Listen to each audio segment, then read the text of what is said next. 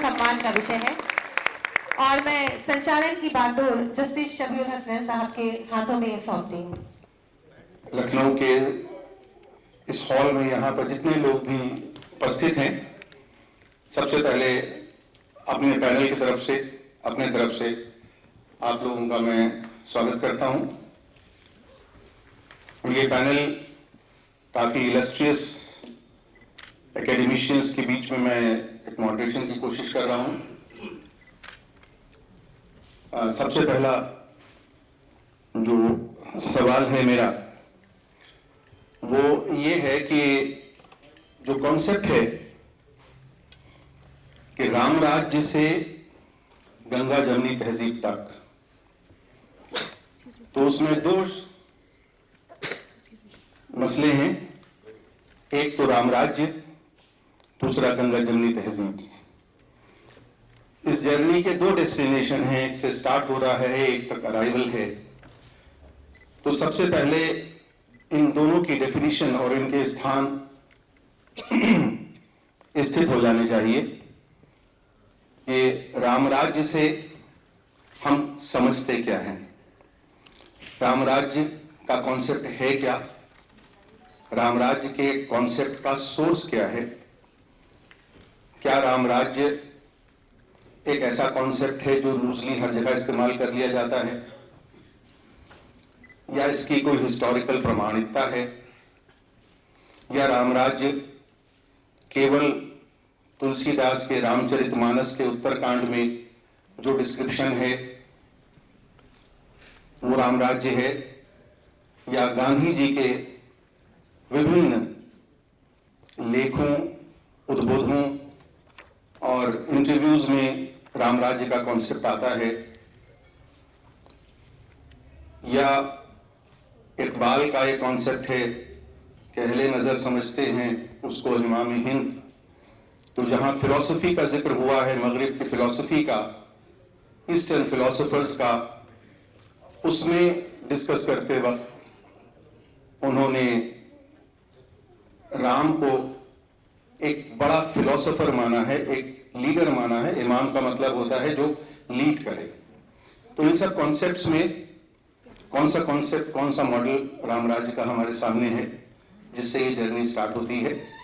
तो बाद में मैं ये देखता हूँ कि जो लोग गंगा जमनी तहजीब पर रोशनी डालेंगे उनसे भी सवाल होगा कि गंगा जमनी तहजीब का कॉन्सेप्ट भी क्या लूजली सब जगह है या कोई उसका हिस्टोरिकल पर्सपेक्टिव है। तो मेरे ख्याल से मैं सबसे पहले प्रोफेसर हरीश त्रिवेदी साहब से ये पूछना चाहूंगा कि राम राज्य का कॉन्सेप्ट हमारे जहन में क्या है, या आज के पैनल डिस्कशन के लिए बेसिकली क्या है। Thank you. पहली बात तो ये कि सेशन का जो शीर्षक है वो बहुत बढ़िया है, हमारा अवध। उसके बिना अवध कॉन्सेप्ट कैसे होता, उसके बिना हम अपनी जन्मभूमि और उसके आसपास दिल्ली से कैसे वापस आते। तो अवध से फिर से जुड़ना इस तरह से बहुत ही हर्ष की बात है। कई आप लोग खुश नसीब हैं कि अवध में ही रहे। जहां तक राम राज्य की बात है, राम राज्य की पूरी अवधारणा कितनी पुरानी है, तुलसीदास की ही नहीं है, एक प्रकार से वाल्मीकि की है। और वाल्मीकि में देखिए अवध जो नाम है वो अयोध्या से ही आता है। और वाल्मीकि रामायण के प्रारंभ में क्रौंच वध होता है, फिर कविता का प्रारंभ होता है। शोकात श्लोकमुपागत है, शोक होता है वाल्मीकि को तो उससे श्लोक बनता है, उससे कविता बनती है। शोकात श्लोकमुपागत है। और फिर उसके बाद प्रारंभ में ही जो पंक्तियां आती हैं उनमें से एक है, सबसे पहला मेरा ख्याल है ये अवध या अयोध्या का उल्लेख है हमारी पूरी परंपरा में। अयोध्या नाम मुदितो स्फीतो जनपदो महान, निविष्ट है सरयू तीरे प्रभूत धन धन्यवाद। उसी से राम राज्य, तब दशरथ का राज्य, राम का राज्य नहीं है। स्फीतो बहुत विस्तृत फैला हुआ, मुदित बहुत ही खुश, आनंद ही आनंद है, सब लोग मोद में है। निविष्ट है सरयू तीरे, सरयू तीर पर स्थापित है प्रभूत धन धान्यवान, उसमें धन और धान्य प्रचुर मात्रा में है, पर्याप्त से अधिक मात्रा में है। तो ये जो आदर्श है शुरू से अयोध्या का, और जो हम राम राज्य बाद में देखिए, वहां पर पहले दशरथ का राज्य था, उसके पहले भी रघुवंश में परंपरा है कालिदास के और पुराने राजाओं के रघु से लेकर, लेकिन 14 साल वहां ऐसा राज्य रहा, खड़ाऊं राज्य, पादुका राज्य। राम राज्य बड़ी मुश्किल से आया, जब आना था तब नहीं आया, 14 साल के लिए टल गया। और उस पादुका राज्य में, जिसे मनमोहन राज्य भी कह सकते हैं उसके बाद फिर बड़ी मुश्किल से राम राजा बने, इतना युद्ध जीत के, इतना बड़ा युद्ध जीत के। हमारी सभ्यता में अच्छे और बुरे का, धर्म और अधर्म का इतना बड़ा कोई भी संघर्ष नहीं हुआ। वो भी हमारे राम राज्य का हिस्सा है कि जब भी बुराई सामने आए हम उसके ऊपर विजय पाए, फिर अच्छाई ऊपर रहे। राम राज्य का पहला मतलब तो यही मैं समझता हूं। और दूसरा मतलब जो है, अब आजकल राम का नाम बदनाम है कई कारणों से, कई लोगों के लिए ज्यादा बदनाम है, कई लोगों के लिए अभी आदर्श है।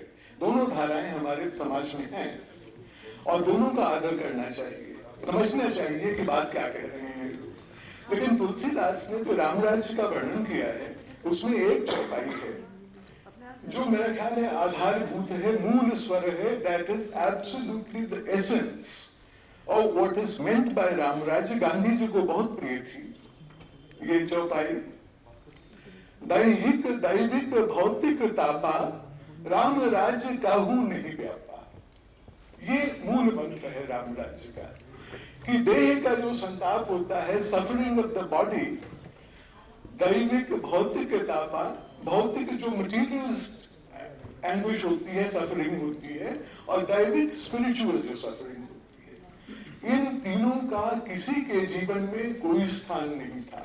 इन सब से राम राज्य में रहने वाले सभी लोग मुक्त थे, सर्वथा मुक्त थे। इनका सवाल ही नहीं उठता था कि किसी को व्यापे। दैहिक दैविक भौतिक तापा, राम राज्य काहू नहीं व्यापा। यही जो परिकल्पना है, प्रभूत धन धान्यवान, मुदित, स्फीत और तीनों तापों से मुक्त, ये राम राज्य को गए बहुत दिन हो गए उस कथा में, लेकिन जितना हमारा भूतकाल है वही हमारा भविष्य भी हो, जो सुंदर है वही भविष्य बने। इस अर्थ में राम राज्य भी आना बाकी है। राम राज्य कभी नहीं आएगा, उसको आप अंग्रेजी में समझें तो यूटोपिया है, लेकिन वो आदर्श है, उसकी ओर बढ़ना है, और एक बार घटित हो चुका है पुराने इतिहास में तो दोबारा भी हो सकता है, ये धारणा। एक मिनट में मैं प्रवीण साहब के पास आता हूँ, लेकिन उससे पहले आपसे प्रोफेसर साहब, उसी रामचरितमानस में एक चौपाई है, मैं उद्धृत नहीं कर पाऊंगा, लेकिन आपको मालूम होगी कि उसमें ये कहा गया है कि ऐसे भी लोग होंगे जिनको पर संताप होता है, दूसरों के दुख से बहुत आनंद आता है, झूठ बोलते हैं, हर तरह के पाप करते हैं। फिर तुलसीदास जी ये कहते हैं कि ऐसे मनुष्य त्रेता में, जबकि राम का युग है, बहुत कम है, सतयुग में बिल्कुल नहीं थे, त्रेता में कुछ हो गए हैं, द्वापर में काफी होंगे, लेकिन झुंड का शब्द इस्तेमाल हुआ है कलयुग के लिए। तो ऐसे में जब तुलसीदास स्वयं ये कह रहे हों कि कलयुग में झुंड के झुंड ऐसे व्यक्ति होंगे जो त्रेता में नहीं है, जो 200 करोड़ साल के पहले की बात है, तो आज हम क्या अपेक्षा कर सकते हैं कि क्या वैसा कलयुग या राम राज्य पुनः आ सकता है? इस पर हम आपसे जवाब बाद में सुन लेते हैं। तब तक हम प्रवीण साहब के पास चलते हैं कि आप जो लखनऊ की अवध की बात है और अवध में जो गंगा जमुनी तहजीब की बात है, इसको भी कुछ लूजली लिया जाता है। हर वो बात जो अच्छी है, हर वो बात जिसमें कल्चरल एसिमिलेशन है, हम उसको गंगा जमुनी तहजीब कहने लगते हैं। लेकिन चूंकि अवध की बात है, तो क्या जो पूरे हिंदुस्तान में एकता थी, या पंजाब में बुल्ले शाह थे, या अमीर खुसरो है, या कश्मीर में जो सामंजस्य था, वो भी गंगा जमुनी तहजीब का ही रिप्रेजेंटेशन है, या गंगा जमुनी तहजीब उन सारे तहजीबों से कुछ अलग है, या इसका कोई हिस्टोरिकल मार्क है कि ये कब से स्टार्ट होती है? हाँ, देखिए, बहुत अच्छा संवाद है और जनता के लिए संदेश भी है। जहाँ तक बात आती राम और अवध की, तो अवध को उसका विस्तार घटता बढ़ता रहा, नेपाल की तराई से गंगा के दहाने तक है, उसके जिले अब वो कट पिट के और बढ़ गए। लेकिन इसकी संस्कृति, इसके लिटरेरी जो इसका उत्कर्ष है, बहुत अधिक पूरे भारत में उसका बहुत आदर है।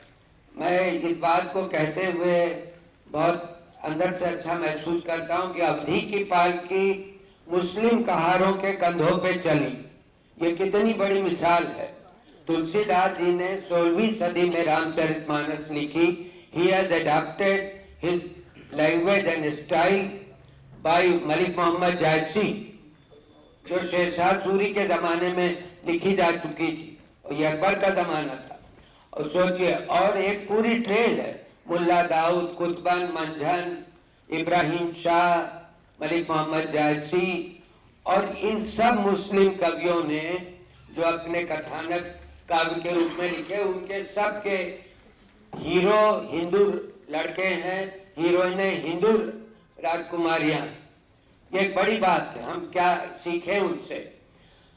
आपके जो राजकीय शासकीय मोहर है, उस पर जो तीर कमान बना है, वो अयोध्या की पहचान है, वो राम लक्ष्मण का ही। उस सील के अंदर जो मछलियों का जोड़ा है, वो आपके अवध की देन। अवध में मछली का बड़ा रुतबा। कहते पहले नवाब जब तशरीफ ला रहे थे, तो दरिया से उछल के एक मछली नाव पे उनकी गोद में आई, तो उन्होंने मल्लाह से पूछा, भाई ये क्या है? तो उन्होंने कहा, हुजूर बड़ा ये शुभ शकुन है, 7 पीढ़ी तुम आप यहाँ राज करेंगे ही करेंगे। उन्होंने कहा, भैया अगर तुम कहते हो तो ठीक है। इस तरीके से फिर मछलियों का रुतबा देखिए कि काउंसिल हाउस के राजमुकुट पे भी वो सजी हुई हैं, और आपके हर सील पे, हर आर्डर पे, हर शाही इमारत के दरवाजों पे वो जोड़ा बरकरार है। तेरे दरवाजे पे जो आबाद है 2 मछलियां, तेरे आने की मुबारकबाद है वो मछलियां। तो आप आते हैं, तशरीफ लाते हैं, तो वो आपको नजर आती। लखनऊ की सभ्यता संस्कृति की जो बात है, आप जानते हैं अयोध्या से इधर का ये इलाका लक्ष्मण जी के हिस्से में आया था, ऐसा महसूस माना जाता। और यहीं से मोहान रोड जो गई आपके लखनऊ पारा की तरफ से शकुंतला मिश्रा यूनिवर्सिटी की तरफ, वही रास्ता था जिससे लक्ष्मण जी जानकी जी को लेके गए थे। वहां पे एक बड़ा भारी प्राचीन सरोवर है, जानकी कुंड कहलाता है, ईट गांव के करीब है वो। तो ये सारी चीजें मिलती हैं, लेकिन सबसे बड़ी चीज है कि राम के आदर्श को हम समझें और जानें। इसको इकबाल साहब ने लिखा, तो आपके बृजनारायण चकपस ने बहुत ही सुंदर तरीके से उर्दू में पढ़ाया जाता। अयोध्या कांड का एक सीन आप देखिए, उसमें उन्होंने लिखा कि जिस वक्त बुलाए गए कैकेयी के महल में, तो वो राजपथ से गए थे, और जब उन्हें मालूम हुआ कि उनसे उनका मुकुट, उनका रुतबा छीन लिया गया, वो वनवास उनको हिस्से में आया, तो वो जनपद से लौटे थे और पैदल लौटे थे, रथ से नहीं लौटे, और उनके चेहरे पे कोई फर्क नहीं था। उसकी स्तुति में उन्होंने लिखा है, कौशल्या नंदन वर्धने, ऐ कौशल्या तुम्हारे आनंद का वर्धन करने वाला तुम्हारा बेटा सही माने में सूरज वंश का अधिकारी, क्योंकि सूरज भी उदय के समय और अस्त के समय गुलाबी रंग से मुस्कुराता आता है, मुस्कुराता जाता है। उसी तरह अगर तुम्हारे बेटे के एक हाथ पर जूही का हार फेंका जाए, दूसरे पर तलवार की धार, तो भी उसके चेहरे का जुग्राफिया मुस्तकिल मिलेगा। ये तुम्हारे बेटे की शान है। इस तरह से राम के बारे में बयान किया गया। लखनऊ की जहाँ तक बात आती, लोग अक्सर कहते हैं लक्ष्मण जी से इसका क्या रिश्ता है, ये सब बात। एक मैं आपको उदाहरण देता हूँ कि हमारे आखिरी ताजदार अवध नवाब वाजिद अली शाह जब रवाना होने लगे कलकत्ते के लिए और कैसर बाग में बग्घी पर सवार हुए, तो यहाँ की आम जनता बहुत दुखी और पीड़ित हुई और उन्होंने रुदन किया, बैन किया। डॉक्टर सरोजनी रघुवंशी ने उसको बहुत अच्छी तरह अंडरलाइन किया अपनी रिसर्च में कि वो औरतें आई और उन लोगों ने गाया हजरत बिन प्यारे आज लखनपुर सूना। इससे बड़ा प्रमाण कोई नहीं होता। सब वाचिक भी होता है, शाब्दिक भी होता है, प्रिंटेड भी होता है। हजरत बिन प्यारे आज लखनपुर सूना, किन्ने कीनी लड़ैया कौन गढ़ लीना, अरे कौन बहादुर आए मुगल सकीना लखनपुर सूना। अवधि में है फिरंगन कीनी लड़ैया उतरम गढ़ लीना, उतरम देवता उतरम, अरे कंपनी बहादुर आए मुगल सकीना लखनपुर सूना। तो ये सब प्रमाण है। और आप जानिए कि जाने आलम इस संस्कृति के बहुत बड़े अलंबरदार थे, रखवार थे कि उन्होंने राधा कन्हैया रहस्य को अपने महल में खेला। उन्हीं के जमाने में इंदर सभा यहाँ तैयार हुई। मिर्जा वो सैयद आगा अमानत ने बुलंद बाग में लिखी। आप सब जानते हैं आज लड़कियां जो डांस ड्रामा करती, बैले करती, ये सब लखनऊ की देन। मैं एक बार हैदराबाद बुलाया गया था, विशालाक्षी राव वहाँ प्रोफेसर थी। तो वहाँ पे जो बहुत पुरानी बात, लखनऊ कादम्बनी में तब मेरे लेख निकलते, तो वहाँ मैंने देखा कि सारा बंगाल भी था, उड़ीसा भी था और राजस्थान भी था। लखनऊ का जो कैंप था बहुत वाहियात था। मुझसे कहा गया आप तो लखनऊ पे लिखते हैं, तो आइए आप भी यहाँ जियारत कर लें। देखा वो एक कैंप के दरवाजे पे एक बड़ा मरियल सा बुढ़ा, कमर झुकी हुई, चपकन पहने और बटेरों का पिंजरा लिए दरवाजे पे खड़ा। जब अंदर दाखिल हुए तो वो लाल पिशवाज में कथक की जो ड्रेस होती, झूमर उमर बांधे, एक रक्कासा आदाब की अदा में आपको सलाम कर रही। अंदर गए, देखा दीवारों पे पतंगे चपकी बेतहाशा, एक शतरंज रखी है और मुर्गियां पली हुई हैं, पानदान रखा है, हुक्का रखा है, उगादान है और जितना ये सब विलासिता के विषय हैं वो कहना चाहिए उत्तर रीति काल के, कि जब राजा महाराजा अपने कवियों को पालते थे, राजा के मारे चाहे मक्खी न मरे लेकिन वो नौशेरवा करार देता, वो जमाना था। और साहब उस समय के हमारे नई पीढ़ी जानती नहीं कि रीत काल को इस तरह हटा दिया गया। भाई भक्ति काल का तो कोई जवाब ही नहीं। तुलसी मीरा सूर कबीर एक तुनीर में चारों तीर, उससे बढ़ के क्या हिंदी साहित्य के लिए होगा। और रीत काल में अक्सर लोग देव सेनापति बिहारी, बिहारी को छोड़ दीजिए, वो लिखते तो भक्ति काल का था, रामचंद्रिका उनका ग्रंथ। लेकिन बाकी कवियों का क्या था?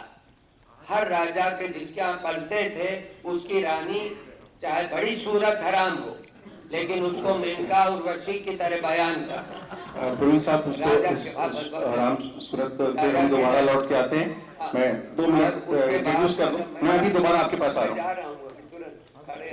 क्यों? 2 मिनट नहीं, ये गंगा जमनी तहजीब नहीं होगी। खत्म करता हूँ।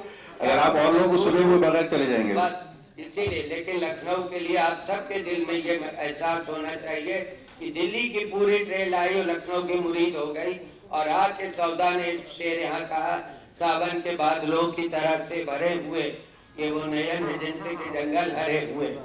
और यह अदा जो लखनऊ की वानगी की है, आपसदारी की है, ये शान है आपके शहर की। और नई पीढ़ी से हम बहुत ज्यादा मुतमईन हैं इस वास्ते कि हमारे बच्चों में तड़प है और अपनी तहजीब को रखने की, अपने लेके चलने की। तो जितने भी वरिष्ठ यहाँ सब लोग बैठे, मैं सबका आदर करता हूँ, सबको मोहब्बत करता हूँ, शायद बड़ा हूँ। और मैं मजबूरी में एक वहाँ पे इनाग्रेशन करना वेबसाइट का बख्शी तालाब में वो लेने के लिए आ गए मुझे खड़े, इसलिए मैं माफी चाहता हूँ। इजाजत, शुक्रिया। बिल्कुल, जब आपने तय कर ही लिया है तो इजाजत की बात बचती नहीं है। लेकिन हम आपको मिस करेंगे फर्दर। अभी पता चला कि प्रवीण साहब को किसी जरूरी काम से जाना था। अच्छा हुआ मैंने उनसे सवाल कर लिए थे, वरना हम उनको मिस करते।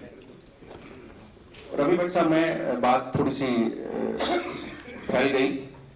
मैं इस पे आपसे भी दोबारा सवाल करता हूं कि जो समरसता की बात जनरली कही जाती है वो वाल्मीकि रामायण से शुरू हुई। नारद से पूछा वाल्मीकि जी ने वहाँ से बताया उन्होंने कि इक्ष्वाकु के वंश में एक राजा ऐसा होगा जो सबसे अच्छा होगा। वो बात वहाँ से चलती है। मेरा सवाल ये था कि अवध के लिए गंगा जमुनी तहजीब, ये अवध के यहाँ पर क्वाइन किया हुआ वर्ड लगता है, फ्रेज लगता है। कोई आइडिया कि कैसे ये फ्रेज एग्जिस्टेंस में आया, कब इस्तेमाल हुआ, कोई हादसा, कोई वाकया इसके साथ था क्या? ये एक ऐसा पहलू है जिस पर नजर नहीं जाती है। तो आप जैसे लोग यहाँ मौजूद हैं तो मैं आपसे सवाल करता हूँ कि इसमें हाउ दिस गंगा जमुनी तहजीब जो दो आपका का एरिया है वो और जगह की समरसता से डिफरेंट कैसे है? देखिए, मैं अपनी बात यहाँ मीर तकी मीर के शेयर से करना चाहूँगा। पहली बात मैं बता दूँ, मैं अगर दुनिया में दो लोगों से घबराता हूँ सबसे ज़्यादा, एक हमारे टीचर हुआ करते थे, पता नहीं कब क्या पूछने, और दूसरे मॉडरेटर थे। मतलब वो 300 साल की हिस्ट्री है, 2000 साल की हिस्ट्री है, 5000 की हिस्ट्री है, पता नहीं कब कौन सी कहाँ से घुंडी ले आए हो, क्या ये बताइए। नहीं, सवाल नहीं है। आपको पेपर भी भूल गए कितने ग्रेजुएशन में थे हमारे। एनीवे, खैर, तो आपके सवाल के जवाब में पहली बात मैं बोलना चाहूंगा, मीर तकी मीर का एक बड़ा मशहूर शेर है कि हमने ये जाना कि कुछ नहीं जाना, हमने ये जाना कि कुछ नहीं जाना, और वो भी इस उम्र में आकर हुआ मालूम। आपने जो बात पूछी है, और मैं यहाँ पर एक बात बोलना चाहूंगा, जब पर्टिकुलर अवध की बात करते हैं तो यहाँ गंगा बहती है न जमुना बहती, पर सभ्यता यहाँ की सबसे ज्यादा मशहूर है। इसीलिए मुझे बहुत ताज्जुब था आपसे। ये देखिए, यहाँ पर कभी भी किसी भी भाषा जो होती है evolve, when any language is evolved, any word is evolved, any sentence evolved, उसके पीछे एक रीजन नहीं होता है, बहुत सारे रीजन होते हैं। आप अक्सर पूछे कुर्सी को कहते हैं अरबिक में, कुर्सी के पीछे बहुत बड़ी सच हो सकती है। इसी ढंग से ये दरबार, ये हमारे बारदरी को कहते हैं, तो इसके पीछे एजुकेशन बैकग्राउंड उस लैंड का है, उस लैंड का कल्चर है, तमाम चीजें। इसी ढंग से हमको ये जानने के लिए इसको गंगा जमुनी सभ्यता क्यों कहते हैं यहाँ की, इसको हमको बहुत पहले जाना पड़ेगा। और नौबीरा से सबसे ज्यादा इसका इस्तेमाल नौवीं पीरियड के अंदर हुआ है गंगा जमुनी सभ्यता लफ्ज का। लेकिन इसकी जो नींव पड़ी है, इसका जो फाउंडेशन पड़ा है, ये इसकी शुरू से यहाँ पर पड़ी। इसका थोड़ा सा मैं चाहूंगा कि अवध के ऊपर आप अवध की इसकी शुरुआत से आप देखना शुरू करेंगे। यहाँ पर रामायण का सब लोग जानते हैं, based on mythology also. So it's not a complete history, so I'll not go to the details of it. But all of you know that what Ram Raj concept is, and it is already discussed by the scholars here. But after that, आप देखिए यहाँ पर जिस समय बुद्ध और महावीर हुआ करते थे, I'm talking about the 6th century, उस समय भी इनमें आपस में कभी क्लैश नहीं हुआ। दो कॉन्टेम्पररी भी थे ये दोनों लोग थे। उसके बाद में आप आइए, यहाँ पर आइए 4th century के आसपास में, यहाँ पर this land Awadh was ruled by the Nanda dynasty and as well the Maurya dynasty also. उसके बाद आप लौट के यहाँ पर जब आप आते हैं, वो पुष्यमित्र सेकंड कौन एरा के पहले, यानी कि ईसा के पहले पुष्यमित्र यहाँ पर रूल करते थे। उसके बाद में आप आइए 1st century में यहाँ पर जो था वो कुषाण, हिंदी में कुषाण कहते हैं, इंग्लिश में कुशन कहते हैं, वो यहाँ पर आए। कुषाण आने के बाद में यहाँ पर आपको, इसके बाद में यहाँ पर 4th से 6th सेंचुरी थी, उसके बीच में यहाँ पर आपके जो गुप्ता डायनेस्टी ने यहाँ पर रूल करा, और कन्नौज के यहाँ पर मुखौरी, कन्नौज आपके पास में ही, उनके रूलर पर यहाँ पर रूल करा। 7th सेंचुरी में जब हम आते हैं, फिर कन्नौज जो उनकी कैपिटल थी, यहाँ पर परिहार गुर्जर और आपके यहाँ गहरवाल राजपूत, उन्होंने इनको रूल करा। This is what I am talking about. ये लेकिन सबका इम्पैक्ट धीरे धीरे करके आना पड़ना शुरू हुआ।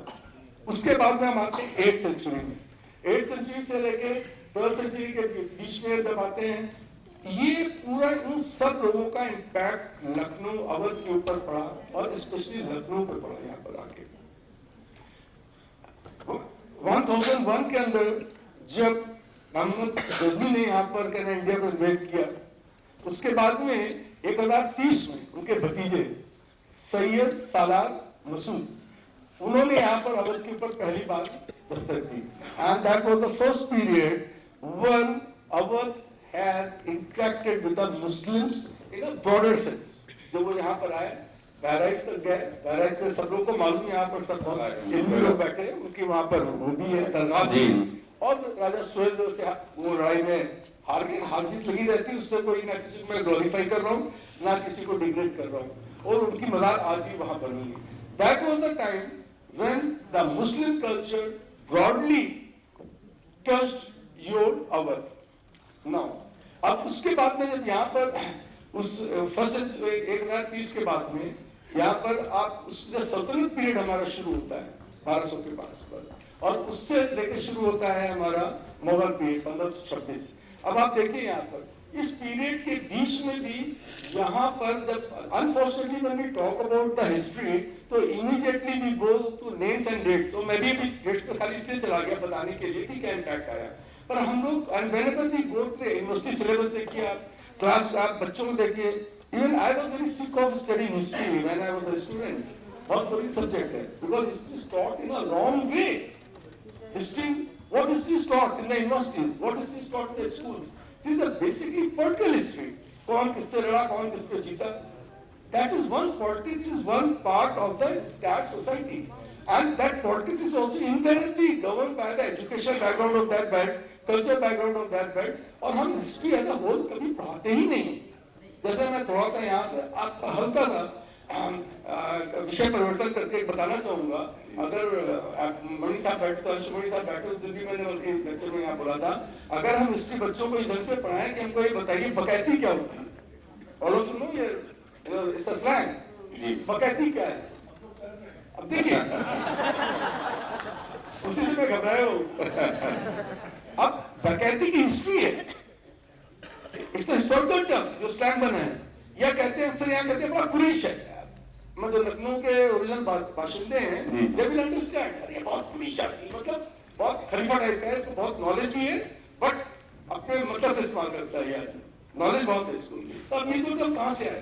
बाकायद टर्म जो बना है वो बाके से बना है, नौबीरा के. और कुरीश जो बना है तीतर की जो लड़ाई होती थी उसके अंदर जो 2 सीजन में भी जीत जाता था, द लास्ट बैटल जो तीतर होता था उसको कुरीश कहा जाता था.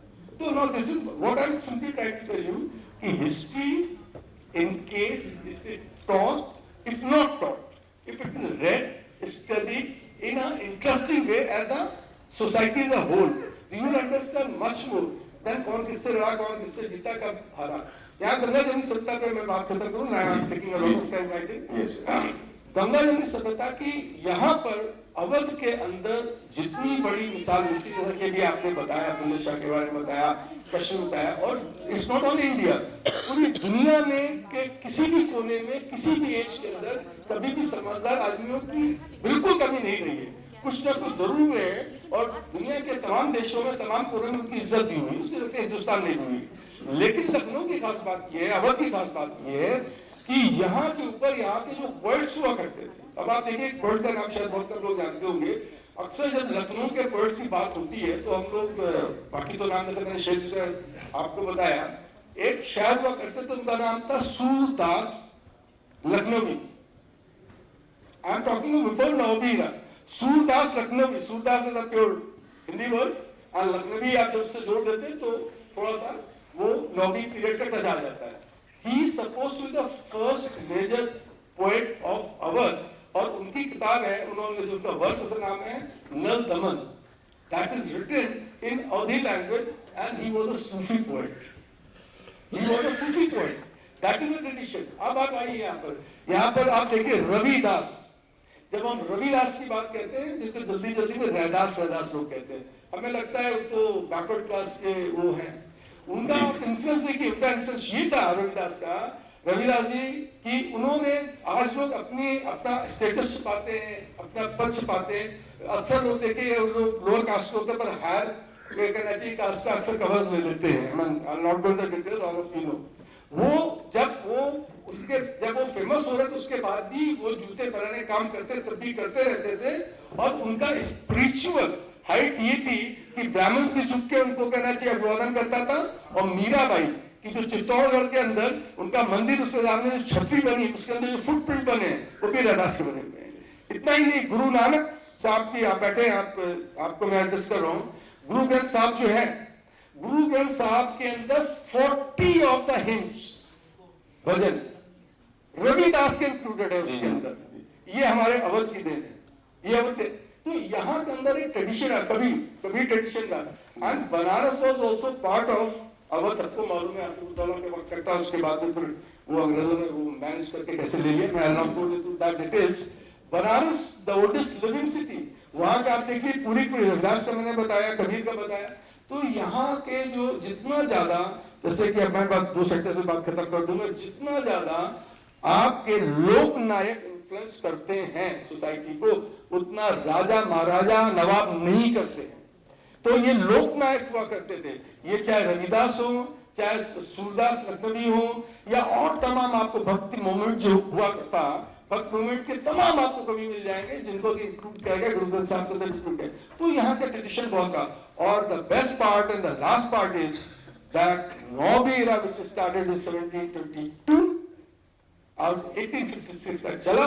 उन्होंने कहते आइसिंग ऑन द केक, उन्होंने उस रिवायत को, उस परंपरा को करते हुए गंगा जमुनी तहजीब को एक उस मुकाम तक पहुंचा दिया कि पूरी दुनिया में जब लखनऊ की बात होती है तो सबसे पहली बात, नवाब का आधा बदल तो कम पढ़े लिखे लोग करते हैं, नवाब का शबाब सबसे पहले कहते हैं कि secular, and that is the reason again last sentence कि the proof of that culture, किसी भी कल्चर का प्रूफ होता है। आप बताइए क्या है ना, आप खाली गंगा जमुनी सभ्यता कर रहे हो, उससे क्या होता है? आप हमको सबूत तो दीजिए, मैं सबूत देता हूँ आपको। 1947 के अंदर, at the time of partition, when the entire country was burning on the lines of communal clashes, Lucknow was one of the major cities which had a lot of Muslim population. It has not witnessed even a single communal clash. That was the culture. Each and every city was seeped into it. ये बहुत बड़ी बात पे आपने किया। मैं मीर जाफर अब्दुल्ला साहब से जल्दी से, क्योंकि थोड़ा वक्त ज़्यादा ही हो गया, मैं एक सेकंड राउंड में आपके पास दोबारा आना चाह रहा था, लेकिन इतनी बड़ी बात है कि उसको कहने में वक्त लगता है। और एक बात मैं बिल्कुल क्लियर कर दूं कि मॉडरेटर का काम करने के लिए ज़रूरी नहीं है कि मैं आपका इम्तिहान ले रहा हूं। आपसे ये वो सवालात, ऐसे सवालात करने की कोशिश होती है जो आम तौर पे लोगों को नहीं मालूम होते। तो जब एक्सपर्ट्स बैठे हों तो ये कोशिश होती है कि वो बातें भी मालूम हो जाएं जो कि जनरली लोगों को नहीं मालूम होती। इसमें इम्तिहान मकसूद नहीं है, क्योंकि अगर ये इम्तिहान हुआ तो मैं सबसे पहले फेल हो जाऊंगा। तो जाफर अब्दुल्ला साहब से अब ये गुजारिश है, क्योंकि आप तो लखनऊ के प्रतीक ही माने जाते हैं, कल्चर के प्रतीक माने जाते हैं, और आप लगते भी हैं, तो सबसे बड़ा प्रमाण तो आप खुद ही हैं। लेकिन आपसे मैं ये जानना चाहता हूँ कि एक ही देखिए, एक डाउट थोड़ा सा जो मुझे है, वो मेरा अपना डाउट हो सकता है। कभी कभी कुछ चीज़ें बहुत कॉमन पार्लांस में इस्तेमाल होती रहती हैं और हम उसको ठीक से नहीं समझते हैं, और ठीक से न समझने के कारण जब कोई भी उसका मिसयूज करता है तो उसको डिफेंड करना मुश्किल हो जाता है। वही आपने रिसेंटली देखा होगा, बहुत सी बातें आजकल वो सोशल मीडिया पे चलती हैं, क्योंकि किसी को कुछ नहीं मालूम है, इसलिए लोग उसको फायदा उठाते हैं। तो इसलिए मैं जानना चाहता हूं कि जो अवध के कल्चर की बात है, ये गंगा जमुनी तहजीब है, अवध में भी हम कल्चर का शब्द जोड़ रहे हैं और गंगा जमुनी के साथ भी तहजीब जोड़ रहे हैं।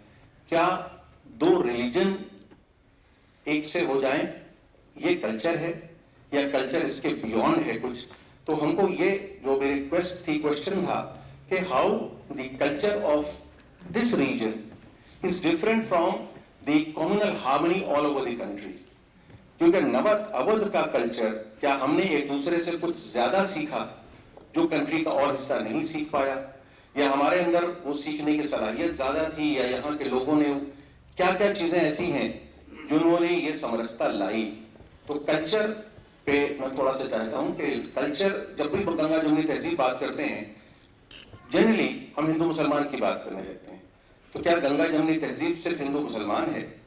इसमें गंगा मुसलमान है कि जमुना हिंदू है, जमुना हिंदू है, गंगा का है, ऐसा नहीं है। तो कल्चर की बात कि कल्चरली हम क्या, इसमें क्या चेंजेस आए हैं जो कि और हिंदुस्तान से अलग है, कि हमारी अवध में क्या खूबसूरती है? आदाब।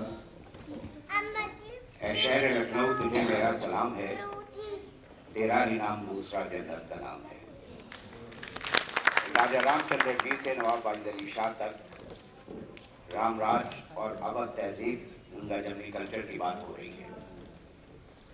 अगर फिलोसफिकली और गौर किया जाए तो राजा रामचंद्र जी भी सैक्रिफाइस पर बेस्ड उनकी तहजीब है, और नवाब सादत खां बुरहानुल मुल्क 1722 से और नवाब वाजिद अली शाह तक ये भी सैक्रिफाइस पर बेस्ड है। राजा रामचंद्र जी जो कि सूर्यवंशी राजा थे, अपने वालिद के हुक्म पर अपनी पत्नी और छोटे भाई को लेके वनवास ले लिया। 14 साल वहां रहे, रावण को उन्होंने हराया, यानी अच्छाई की बुराई पर जीत हुई। फिर जब 14 साल के बाद तशरीफ लाए अयोध्या तो वहाँ एक जश्न मनाया गया, उनका वेलकम हुआ, और दशहरा और ये त्यौहार जो हम लोग मनाते हैं ये उन्हीं के ऑनर में होते हैं। अकबर आजम के ज़माने में राजा टोडरमल जो कि उनके नौरत्न से एक थे, जो कि सीतापुर के कस्बा लहरपुर के रहने वाले थे, उनको एक असाइनमेंट दिया गया कि हिंदुस्तान को 12 सूबों में तकसीम किया जाए। उन्होंने उसको 12 सूबों में तकसीम किया, जिसमें अवध एक बहुत बड़ा सूबा था, जिसके 3 बॉर्डर्स जो थे वो नेपाल से मिलते थे, and towards the western side Ganga के इस किनारे तक, उन्नाव के उधर तक। ये बहुत ही फर्टाइल था, बहुत ही स्पिरिचुअल था, क्योंकि यहाँ पर आपको राजा रामचंद्र जी भी मिलते हैं, आपको कृष्ण जी भी मिलते हैं, यहाँ पर और बहुत से सूफी सेंट्स और हर मज़हब में लग के यहाँ पर उनके श्राइन्स मिलते हैं। तो ये अवध जो है ये संस्कृत वर्ड से लिया गया है। वध means destruction, Awadh means which can not be destroyed. तो Awadh is a very important province which turned into the kingdom in 1819 during the time of Ghazuddin Haidar. अब ऐसा हुआ कि जब ये अवध का सूबा बन गया तो उसके लिए एक सूबेदार की जरूरत थी। शेख अब्दुल रहीम, who was the Shehzada, was appointed as a सूबेदार who ruled till 1722.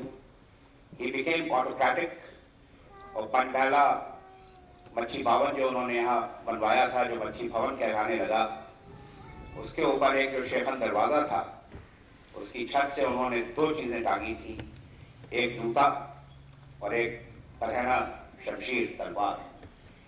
वो इंडिकेट करती थी कि अगर कोई शख्स शहजादों से मिलने के लिए आए तो उनके जूते के नीचे से सर झुका के आए, और अगर किसी ने सरकशी करने की कोशिश की तो उसका सर कलम करने के लिए एक बरहना तलवार टंगी हुई है। मोहम्मद शाह रंगीले जो मुगल बादशाह थे, अच्छा ये भी हुआ कि इन शहजादों ने they had become autocratic and they had stopped sending the revenue from Awadh to the Mughal treasury. Now a change of the governor was required. Mohammad Shah रंगीले उन्होंने नवाब सादत खां बुरहानुल मुल्क को भेजा कि आप उनसे जाके हुकूमत लीजिए। नवाब सादत खां बुरहानुल मुल्क was a Sayyid. He was a progeny of Prophet Muhammad through his daughter Janab Fatima and Hazrat Ali alayhi salam. He was a descendant of the 7th Imam, Imam Musa Kazim alayhi salam. And the faith and the belief was there on the sacrifice of Imam Hussain alayhi salam, Shaheed Azam, 61 Hijri में जो Karbala में शहादतें हुई थी, उस पर इनका faith था। तो राजा रामचंद्र जी की भी सैक्रिफाइस और नवाब सादत खां बुरहानुल मुल्क जिनकी फेथ थी सैक्रिफाइस पर बेस्ड, इस वजह से अवध में एक compatibility amongst the society of all religions was very easy, और यहाँ के ऊपर उनको एक दूसरे को समझने में बहुत आसानी हुई। Till the time of Nawab Asaf-ud-Daula, when he became the Nawab in 1775, he shifted his capital from Faizabad to Lucknow, और ये वो दौर है जब के लखनऊ की तहजीब की वाक़तन शुरुआत होती है। तहजीब क्या है? तहजीब is a combination of 2 words. Jeeb, which is a Sanskrit word that is your tongue. Teh is a Persian word which is below or under. Tehzeeb, what is there under your tongue? That is how you speak, what you speak, when you speak, when you do not speak, किससे कैसे बात करना है, ये आपकी तहजीब है. Now the confluence of the fragrance of the rose of Iran and the fragrance of the lotus of India is the Ganga Jamni Tehzeeb. यानी जो हम लोगों ने एक दूसरे से सीखा, जाना और जिया, वो हमारी गंगा जमनी तहजीब है. तो मैं एक मिनट एक चीज मैं आपके सामने पेश कर दूं कि जो गंगा जमनी तहजीब का नवाब वालिद अली शाह ने एक नमूना पेश किया, जो कि अब तक यानी आदाब, उस जमाने में जो मुसलमान थे उनका सैल्यूटेशन था अस्सलाम अलैकुम, जवाब था वालेकुम अस्सलाम.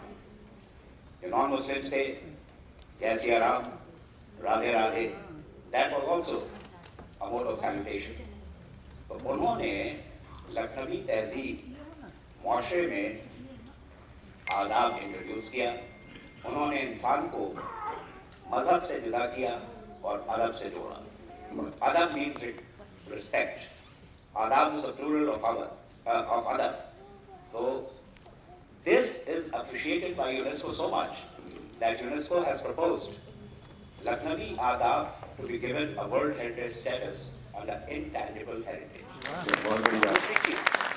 He also introduced a secular common code of dress. पहले हेडगेयर से लोग पहचाने जाते थे, उनके खानदान पहचाने जाते थे, क्लास पहचाने जाते थे, ट्राइब्स पहचानी जाती थी, रीजन्स पहचाने जाते थे. तो उन्होंने लखनऊ को एक दोपहरी टोपी और एक अंगरखा दिया. That was the secular common code of dress which was prevalent over there. उस जमाने में उर्दू जबान जो थी वो बहुत ही शीरी हर शख्स बोलता था, और माशरे में हर शख्स एक दूसरे को आदाब तस्लीमात बजा ला रहा है. तो पली टोपी और अंगरखे में है, तो ये पता ही नहीं चलता था. मैं अभी आपके पास वापस आता हूँ, बस जल्दी से, क्योंकि बहुत लंबा हो गया, टाइम का ऐलान भी बच चुका है.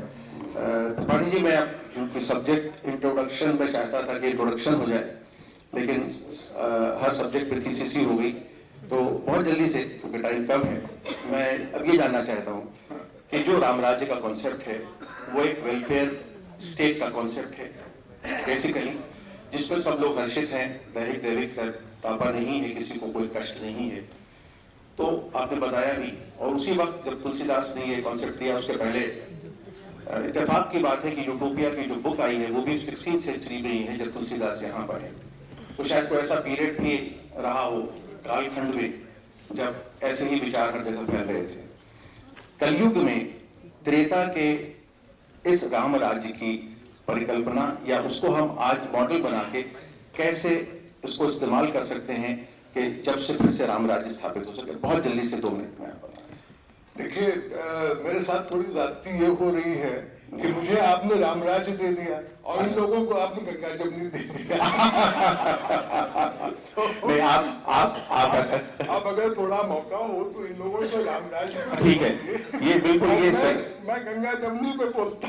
ठीक है, नहीं, बिल्कुल ठीक, बिल्कुल ठीक, बिल्कुल ठीक है. देखिए, आपको बड़े अच्छे सवाल पूछे गंगा जमनी के बारे में. गंगा जमनी कहने में इतना बढ़िया लगता है कि हम सोचते ही नहीं है कि चीज क्या है. इसीलिए मैं जानना चाहता क्या है. जब जैसा आपने सवाल लगाया उसका मैं जवाब देना चाहता हूँ. दूसरे, लखनऊ में हो रहा है अवध कॉन्क्लेव इसका नाम है. तो अगर हम लोग सब मिलकर अवध की तारीफ के पुल नहीं बांधेंगे तो नहीं, बस सही बात. इसलिए इतना मीठा मीठा आपने गप कर लिया. आप थोड़ा कड़वा बोलता हूँ. जी, बताएं. नमकीन कम से, जी. कड़वा नहीं, नहीं, बिल्कुल जरूरी है. क्या बात है, आपने ठेका लिया है मिलीजुली तहजीब का, गंगाजमनी तहजीब का. सिर्फ लखनऊ में मिलती है, बनारस में, इलाहाबाद में, कानपुर में. मेरा यही सवाल था. दिल्ली में नहीं थी. देखिए, अपनी तारीफ करने में एक ही बुराई है कि आप कुएं के मेढक हो जाते हैं, कुएं के बाहर का नहीं देखता है. और हम सबका ये करता है. मैं तो प्रोफेसर रहा हूँ, मेरा काम मॉडरेटर की तरह ये है कि ऐसे सवाल उठाइए जिसका जवाब किसी को नहीं पता हो. उसी से दिमाग खुलता है. ऐसे सवालों पर सोचने से ही दिमाग खुलता है। जैसे अमीर खुसरो है, अब्दुल रहीम का आपने बताया सूबेदार, उसके अलावा एक और अब्दुल रहीम थे, अकबर के जमाने के, मुगल मल के जमाने के, मिर्जा अब्दुल रहीम खान है, जो जौनपुर के सूबेदार बनाए गए, अवध के, इस इलाके के। लेकिन मैं ये कहना चाहता हूँ, मेरी आदत भी है वैसे प्रोफेसर के अलावा, आपको एक अवधि कहावत सुनाता हूँ। हमारा मेरा नाम त्रिवेदी है और बचपन में मैं अपने त्रिवेदियों के खिलाफ सुनता था कि त्रिवेदी त्रिवेद करें, खूब पंडिताई झाड़ते हैं और पतली में छेद करें, इस पत्थर में खाते हैं उसमें छेद करते हैं। ये मेरा बौद्धिक कर्तव्य है। जो भी सजग सोचने वाला है वो यही करेगा। और घी पाँव में सलपोट जाए और दाल पाँव में लौट जाए, वो त्रिवेदी हूँ मैं। मुझे गंगा जमुनी तहजीब के बारे में बहुत दिक्कतें हैं और अगर हम लोग सिर्फ आदर्श लेके चलेंगे, मीठा मीठा सुनना चाहेंगे, तो हम लोग यथार्थ से मुंह मोड़ रहे हैं। जो वास्तविकता है वो हम लोग उसका सामना नहीं कर पा रहे हैं। ये बिल्कुल गंगा जमुना के जो रूपक है, मेटाफर है, उसमें आप देखिए गंगा और जमुना बहुत दूर दूर बहती हैं। एक जगह आके हमारे प्रयागराज में, हम तो इलाहाबाद, मैं भी इलाहाबाद का रहने वाला हूँ और मेरा दर्द ये है कि उससे जो कॉन्फ्लुएंस से सरस्वती निकली थी, हम उसकी कभी बात नहीं करते। जो रिजल्ट ऑफ गंगा जमुनी तहजीब होना चाहिए था, ये जो गंगा और जमुना का कॉन्फ्लुएंस था। लेकिन आप ये सोचिए कि गंगा जमुना बिल्कुल अलग अलग बहती रही, प्रयाग में एक जगह थोड़ी देर के लिए मिली और उसके बाद क्या हुआ? उसके बाद सिर्फ गंगा, जमुना का नाम मिट गया, समाप्त हो गया। जरा सोचिए, हिंदू मुसलमान अगर गंगा जमुनी है तो क्या एक ही रहेगा, एक ही चलेगा? बहुत गलत बात है, कभी नहीं होना चाहिए। गंगा जमुना हरदम अलग अलग बहनी चाहिए। इसी से आगे हम सबको चाहिए कि हम जो भी हैं थोड़ा बहुत अपने अंदर सुधार करते रहें, लेकिन कोई बाहर से आके हमको अपने में मिला ले, ये बिल्कुल नहीं चाहिए। और इसके अलावा एक बात और है, हिंदू मुसलमान की जो बात है थोड़ा खुल के बात होनी चाहिए। ये मत कहिए कि हम सब भाई हैं, हरदम भाई रहे हैं, बहुत भाईचारा रहा है, कोई लड़ाई नहीं, लखनऊ में दंगा नहीं हुआ, बाकी सब जगह होता रहा, बहुत बढ़िया बात है। लेकिन अभी मैंने कुतुबुद्दीन हैदर का एक नॉवल है छोटा सा, सफीनाए गमे दिल, उसका भी अर्थ बहुत लोग नहीं बता पाएंगे। कल इसी मंच पर एक सेशन हुआ, उसका नाम था चमनजार, दबिस्तान, ये सब उसमें लफ्ज आए, कितने लोगों को पता है? ये मान के मत चलिए कि सब लोग जानते हैं। ये गंगा जमुनी नहीं है, थोड़ा नीचे आएगी, थोड़ा पानी में लाएगी, तब ये दूध जो है पीने लायक होगा। तो मैं ये कहना चाहता था, उसमें क्या है, सफीनाए गमे दिल में पार्टीशन हो रहा है। लखनऊ की बड़ी भारी ताल्लुकदार फैमिली है, बाप जो है वो कभी जाके कॉन्स्टेंटिनोपल में रहने लगते हैं, 10 साल वहां रहे। ये क्यों? Because of the pan Islamic connection. जब भी लखनऊ से उनका मन थोड़ा उब जाता है तो वो ईरान चले जाते हैं, तेहरान में कुछ टाइम बिता लेते हैं। तो ये सब तो हिंदुस्तान में नहीं है, ये तो गंगा जमुनी नहीं है, वहां तो और दूसरी नदियां बहती हैं। और उनके जो लड़के हैं, उनकी जो बिटियां भी हैं, वो सब जाके इंग्लैंड में और फ्रांस में पढ़ती हैं। गंगा जमुनी के आगे बढ़ गए, जैसे राम राज्य चला गया, गंगा जमुनी भी चली गई। गुज़िश्ता लखनऊ के 100 साल हो गए और तब भी गुज़िश्ता था वो। अब जरा थोड़ा आगे बढ़ेंगे आप तो उर्दू, हिंदी, अंग्रेजी, हमारे ऊपर जो अंग्रेजी इन्फ्लुएंस है, जो हिंदी उर्दू के मिलने की बात कहते हैं। डॉक्टर साहब समय थोड़ा कम है, इसलिए मैं उस पर आ रहा हूँ। जी, तुलसीदास ने क्या लिखा सब लोग बताते हैं, उनके ऊपर जायसी का असर था, जायसी के अलावा एक असर, अभी दूसरी घंटी बज रही है। राम गरीब निवाज बने हो, गरीब निवाज, गरीब निवाज। राम को उन्होंने गरीब निवाज एक लाइन में 3 बार कहा है। तो एक ही तरफ से नहीं है, सब तरफ से। जी जी, बिल्कुल सही कह रहे हैं। ये मैं एक बात अर्ज कर दूं कि हमारा जो संविधान है उसमें एक आर्टिकल है 51A, और 51A में और तो बहुत सी चीजें हैं, 11 हैं, लेकिन 2 F और G में, H में 2 बातें हैं कि we should strive to have scientific temper and spirit of inquiry. तो मैं मजबूर हूँ, क्योंकि मैं जज रह चुका हूँ, अब तो मैं बिल्कुल सेवानिवृत्त हूँ, आराम से हूँ, तो कोशिश ये होती है कि स्पिरिट ऑफ इंक्वायरी से हर चीज को थोड़ा और स्पेसिफिकली समझने की कोशिश है, कोई इम्तिहान नहीं है। और अब चूंकि आपने अपना पर्चा दे दिया तो आपसे आउट ऑफ वाला क्वेश्चन, चूंकि घंटी 2 बार बज चुकी है। जी हाँ, अब वक्त कम है, 1-1 मिनट में इसी पर मुझे जी केवल अभी आपने जो कहा उसकी कंटिन्यूटी में थोड़ी बात जी, कहूँगा, आगे खाली इतना कहना चाहूंगा कि सच बोलना बहुत जरूरी है, सच बोलना बहुत जरूरी है। मेरा भी सच के प्रति बहुत आग्रह है, पर सच वो होना चाहिए जिससे सबका थोड़ा भला भी हो। काने को काने कह के उसको मार मत दीजिए। तो अगर हम गंगा जमुनी सभ्यता की बात करते हैं, अगर हम ये कहते हैं कि लखनऊ के अंदर एक भी क्लास कम्युनल क्लास नहीं हुआ है, तो let us keep telling this so that हमारे आने वाली जनरेशन भी बहुत अच्छी बात कह रहे हैं, उससे कुछ सीखेगी।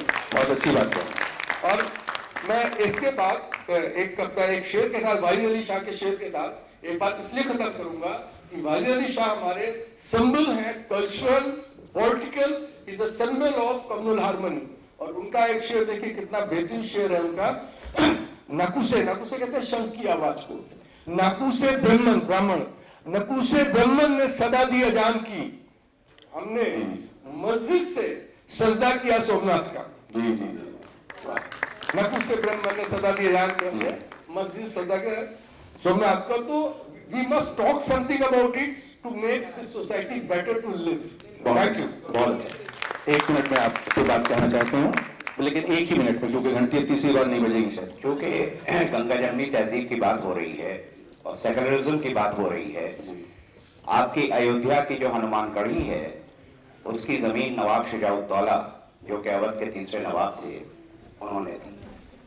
गोरखपुर में जो गोरखनाथ टेम्पल है उस टेम्पल के लिए जगह नवाब आसफउद्दौला ने दी। यहाँ पर जो ईदगाह के सामने जो आपका रामलीला का मंदिर है वो नवाब वाहिद अली शाह ने दी।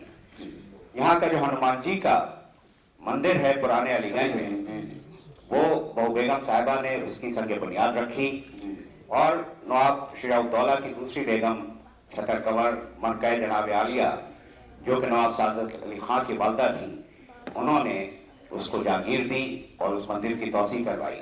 जो श्रद्धालु वहां आ रहे थे उनके लिए सबील का इंतजाम किया, शरबत, सब्जी, तरकारी, मिठास, वो बड़ा मंगल हो गया जो कि लखनऊ का बड़ा मंगल है और ये ट्रेडिशन है। नवाब वाहिद अली शाह ने 1856 में जब 15 दिन वो काशी नरेश के मेहमान रहे तो जो काशी विश्वनाथ मंदिर के फाटक के ऊपर शहनाई बजती है और जो गंगा के घाटों पर आरती होती है वो उनकी ईजाद है।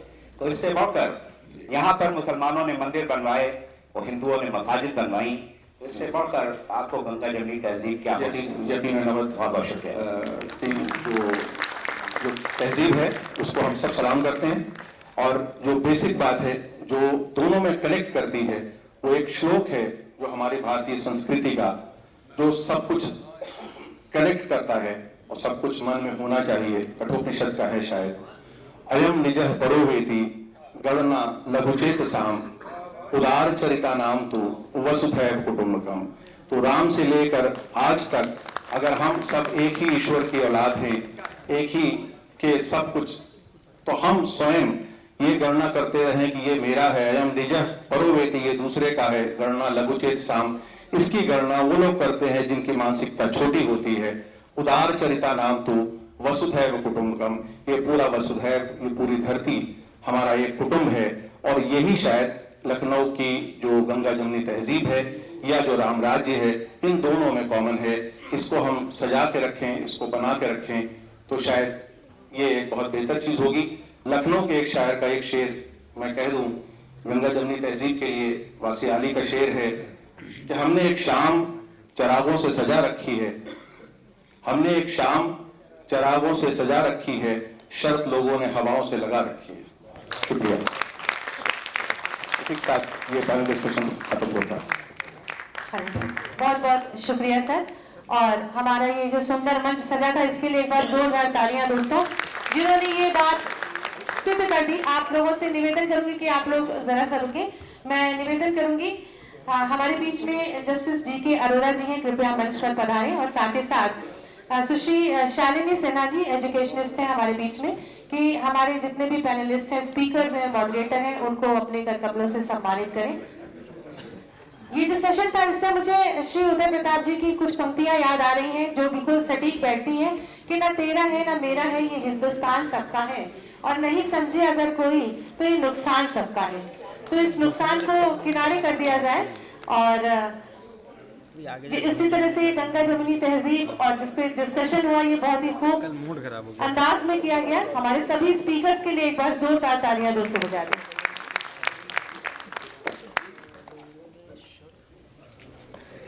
डॉक्टर योगेश प्रवीण जी बीच में हमें छोड़ के गए, किसी आवश्यक कार्य से उनको जाना था। डॉक्टर हरीश त्रिवेदी जी, नवाब जाफर मीर अब्दुल्ला साहब, श्री रवि भट्ट जी, और हमारे गजब के जो मॉडरेटर जिन्होंने बहुत कमाल किया अपने संचालन से, जस्टिस शबीर हसनैन साहब, विशेष तालियां आपके लिए होंगी। ये सही में गंगा जमुनी तहजीब है जब देवेंद्र अरोड़ा, मेरे क्लास फेलो, मेरे दोस्त, मेरे साथ के जज, और दोनों रिटायर्ड, एक दूसरे को प्राइज दे रहे हैं।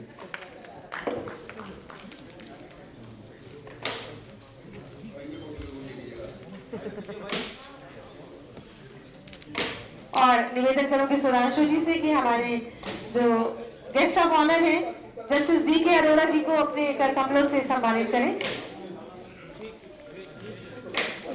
और सुश्री शालिनी सिन्हा जी आपको भी सम्मानित करें अपने कर कमलों से। बहुत बहुत शुक्रिया।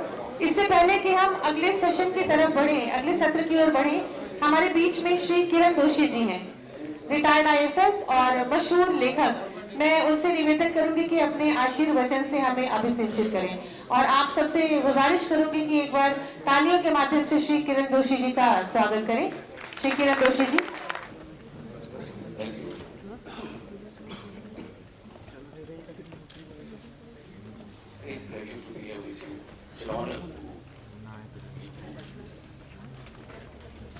Looking forward also to speak about the program. I love to speak, especially because I don't get any opportunity to speak at home. But I've been told, dosha, sir, dosha. First, to say that I sat through the entire program yesterday. It was wonderful.